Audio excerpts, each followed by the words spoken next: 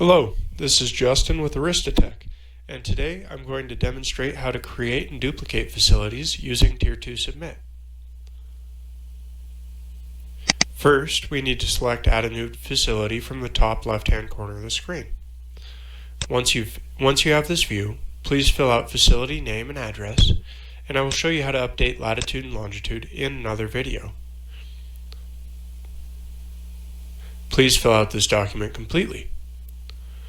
For contacts, we have access to contacts already in our database. However, for new users, we need to create a new contact for the report. Select Create a New Contact and fill in the information. We will have access to new contacts created for all facilities that we edit or add. Let's move on to the chemical section of the report. For a new facility, we need to completely fill out all chemical information.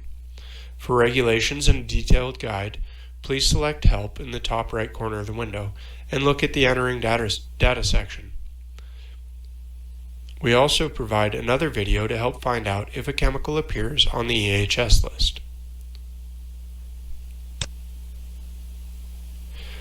If there are additional documents for the facility, such as site plans, please check the correct category and click Add Attachment, which allows the upload of JPEG and PDF files.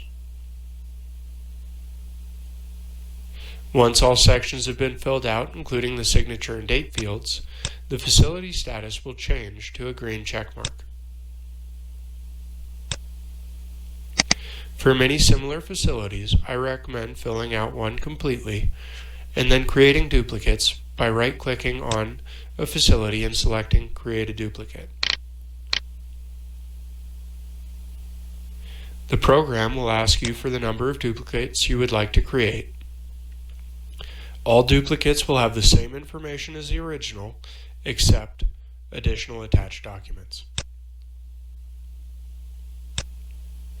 Once the duplicates have been created, please go through each new facility and make sure that the information is correct. Thank you. Have a nice day.